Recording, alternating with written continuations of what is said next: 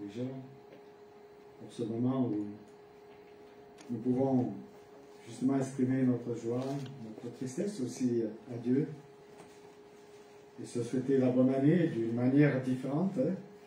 Cette année c'est un peu compliqué, mais meilleurs vœux à chacune et chacun. Voilà, cette année vient de s'écouler, 2021. 2022 est devant nous, avec peut-être des résolutions que les uns et les autres nous avons pris, ou essayé de prendre, parce qu'on sait très bien que les résolutions, parfois on les prend, et puis au fil des jours, ça devient compliqué. Mais une année de plus vient de passer, et comme toutes les années, nous avons vécu des expériences heureuses, mais aussi des expériences malheureuses. Et cela, ça fait partie de notre vie, de notre cheminement avec le Christ. Nous avons eu bien sûr des joies, mais nous avons connu des peines. Et cela fait partie aussi de notre marche avec Dieu. Nous avons eu des bons moments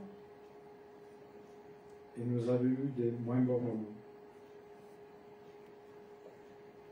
Tout au long de l'année, beaucoup de personnes chrétiennes et de personnes non chrétiennes, suite à la situation dans laquelle nous sommes, ont été dans la crainte et sont peut-être encore en ce début d'année dans la crainte du lendemain. Alors j'aimerais bien vous poser une question, vous pourrez répondre si vous voulez. Est-ce que vous avez eu des craintes au cours de l'année 2021? Personne n'a eu de crainte au cours de l'année 2021. C'est formidable, je crois que je vais arrêter ici, puisque... Qui n'a pas eu de crainte, voilà, au cours de l'année 2021?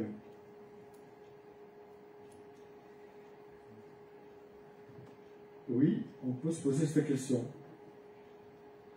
Mais qu'est-ce que la crainte finalement? En fait, je crois que c'est l'état de quelqu'un qui éprouve un sentiment de peur, mais aussi de recul. Il vit avec cette constante appréhension de ce qui va arriver. La crainte peut nous paralyser et nous plonger dans une certaine anxiété. Elle peut être l'appréhension de dangers constants qui peut arriver, d'une angoisse, d'une frousse, de mal à venir. Et ce mal à venir peut créer en moi aussi des douleurs physiquement. La crainte peut créer des douleurs. La crainte... elle nous plonge souvent dans l'inquiétude de ce que sera le lendemain, notre avenir. Alors je vais poser une question aux enfants. Est-ce que les enfants ont déjà eu peur? Est-ce que vous avez déjà eu peur, les enfants? Peut-être qu'il y a des enfants qui n'ont jamais eu peur. Je ne vois pas tes doigts se lever. Oui, ah oui. Oui, les enfants ont eu peur, tout comme nous aussi, nous avons eu peur au cours de cette année 2021. Peur de perdre, peur qu'un enfant ne se convertisse pas, peur d'un enfant qui s'éloigne, peur d'un être cher qui parte sans le Christ, etc. La peur, c'est comme le levain. Je ne sais pas si vous avez déjà fait du pain, mais il suffit d'un peu de levain pour faire lever la pâte. Et la peur, c'est comme ça. Et en plus, je dirais que la peur, c'est contagieux. C'est contagieux. Et ce matin, j'ai choisi un texte qui m'a beaucoup touché dans la semaine, que j'ai déjà lu à une personne, mais qui m'a interpellé. C'est le psaume 91. Psaume qui est certainement attribué à David. On pense que c'est David qui l'a écrit. Alors, ce psaume est intéressant, parce que dans la version Sommeur, il est écrit « C'est un refuge pour moi », mais dans la version Siraki, il dit « Victoire ». le Dieu de victoire, une question de victoire. Dans la version Sommeur, ça commence comme cela. Celui qui s'abrite tout près du Très-Haut repose en lieu sûr, à l'ombre du Tout-Puissant. Je dis, Éternel, tu es mon refuge et ma forteresse. Oui, tu es mon Dieu en qui j'ai confiance. Car c'est lui qui te délivre du filet de l'oiseleur, de la peste et du fléau, ou des paroles funestes. Il t'abrite sous son aile, et caché sous son plumage, tu trouves un refuge sûr. Sa fidélité est un bouclier, elle est une armure. Tu n'as plus à craindre ni terreur la nuit, ni flèche qui vole dans la journée, ni peste rôdant dans l'obscurité, ni insolation qui frappe à midi. Qu'un millier tombe à gauche et 10 000 à droite, tu ne seras pas atteint. Ouvre seulement les yeux et tu pourras compléter le châtiment des méchants. L'Éternel est mon refuge. Si tu as fait du Très-Haut ton abri, aucun mal ne t'atteindra. Nul malheur n'approchera de la tente où tu demeures, car il chargera ses anges de veiller sur tes chemins et de te porter sur les mains, de peur que ton pied ne heurte une pierre. Tu pourras marcher sans crainte sur le lion et la vipère, et tu fouleras aux pieds le lionceau et le serpent. Parce qu'il m'est attaché à moi, le Seigneur, je vais le sauver et le protéger, car il me connaît. Il m'invoquera, je lui répondrai. Oui, je serai avec lui au moment de la détresse, et je le délivrerai. Je le couvrirai de gloire, je le comblerai de jour, et je lui ferai connaître mon salut. Et puis un autre passage, juste un verset dans le Nouveau Testament, un verset qui se trouve dans Luc 12, au verset 32, il est dit « N'aie pas peur, ou ne crains rien, petit troupeau, car il a plu à votre Père de vous donner le royaume. » C'est intéressant, le psaume 91, c'est un dialogue entre Dieu et le fidèle. Et puis, ce verset de Luc, où il est dit « Ne crains rien, petit troupeau, car je vous ai donné le royaume. » Mais en revenant sur ce psaume, certainement de David, ce psaume, en tout cas je le trouve extraordinaire par l'encouragement que nous pouvons y puiser dedans. L'idée de l'auteur, en fait, il est de développer une certaine sécurité pour ceux qui le liront, en tout cas dont ont pu jouir les fidèles en se mettant sous cette protection de l'Éternel. Tout au long des siècles, ce psaume a su réveiller, mais aussi fortifier les enfants de Dieu. Et ici, il était question de la veille d'une bataille sur les grandes eaux, même au milieu des épidémies. Ce psaume est élu pour réconforter, redonner un élan nouveau au peuple. Et cela rejoint des paroles de Jésus, mais aussi des paroles de l'apôtre Paul. L'apôtre Paul, dans Romains 8, verset 31, dit « Si Dieu est pour nous, mais qui peut être contre nous ?»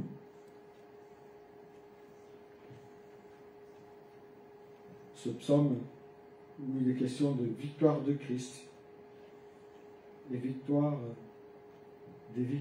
qui s'obtiennent par lui et en lui. Ne crains rien, petit troupeau. C'est cette parole que le Christ nous adresse en cette année 2022 qui commence. Parce qu'il y aura des bons moments, il y aura des moins bons moments, il y aura des joies, mais il y aura aussi des peines.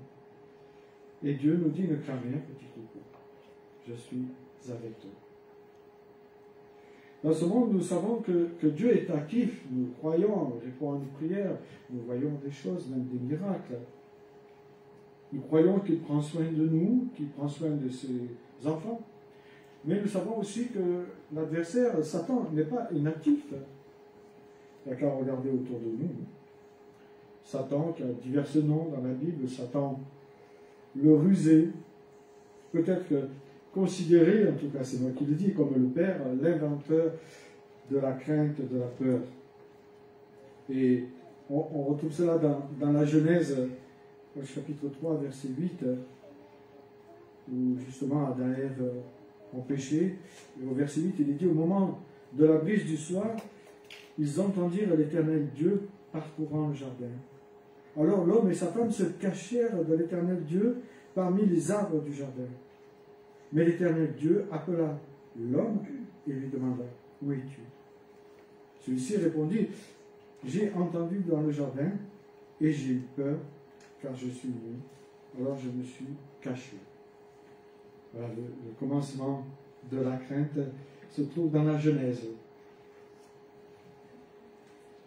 L'adversaire s'est utilisé à merveille la crainte pour justement nous titaniser, pour arrêter notre marche avec l'Éternel, peut-être pour arrêter qu'on annonce l'Évangile. Multiples sont les dangers qui guettent chacun de nous sur le chemin, comme le dit l'auteur de l'Épître aux Hébreux, de la sanctification. Ils peuvent être d'ordre moral, ou la peur de ne pas être pardonné par un péché qu'on n'arrive pas à abandonner, qui nous colle à la peau, qu'on traîne depuis toujours. Cela nous met dans une crainte malsaine de Dieu. Vous savez, il y a cette crainte de l'Éternel que le commencement de la sagesse, nous dit Deutéronome, le Proverbe aussi 17, 1,7. Mais la crainte de l'Éternel, c'est aussi le respect.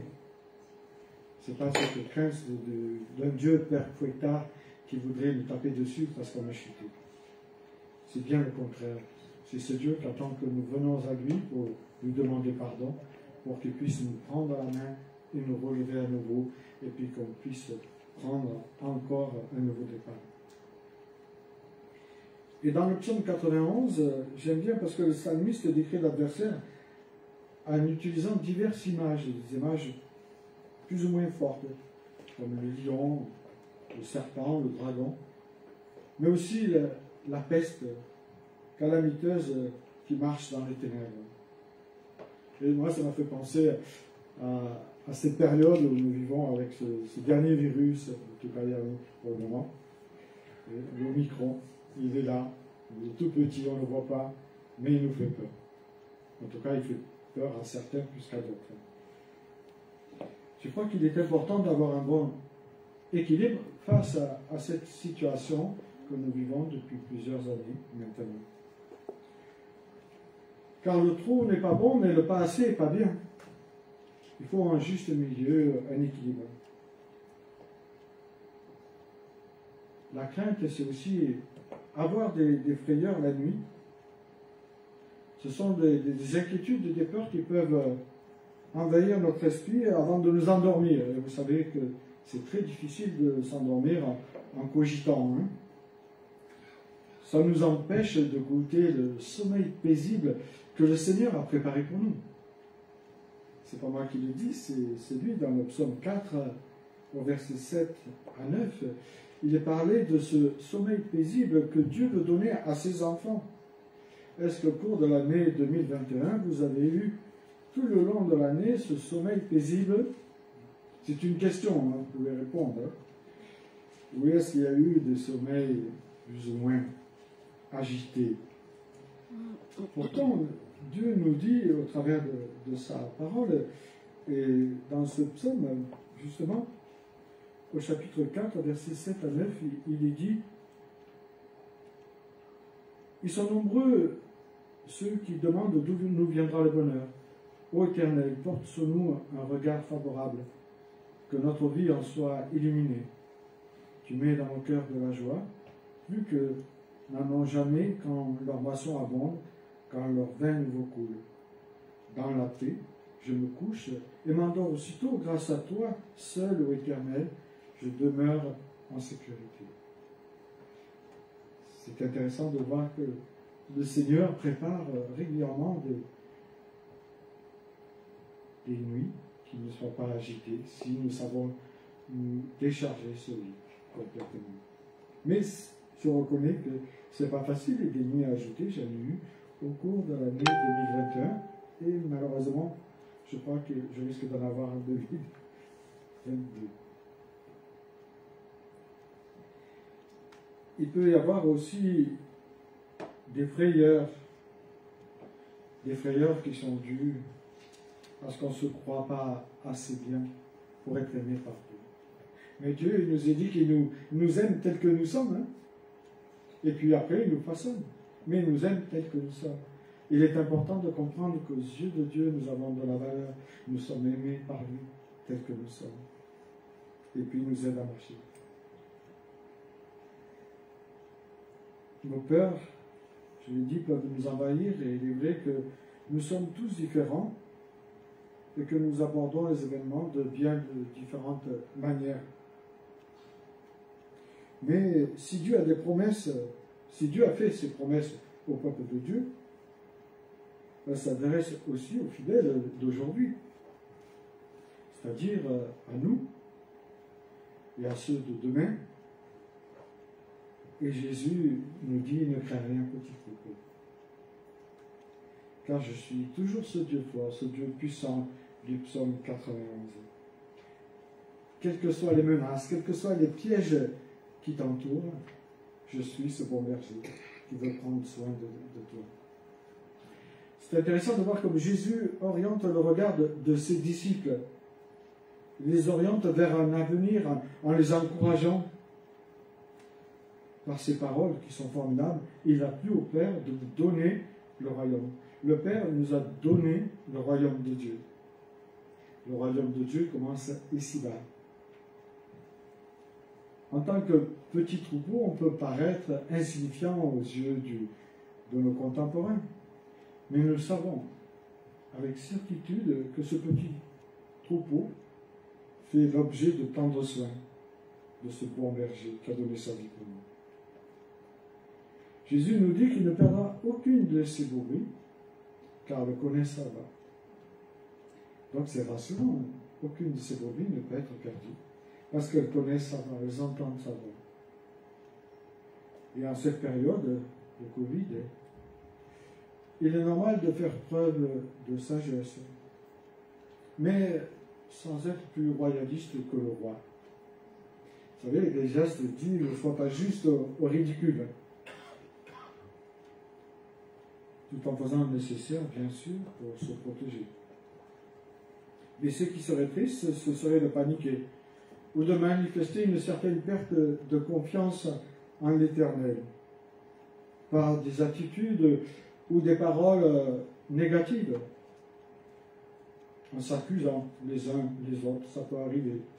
Et on l'entend dans la société. J'espère que dans l'Église, nous ne cherchons pas qui est coupable. Nous ne le saurons jamais. Nous ne le croirions peut-être pas si nous le savions.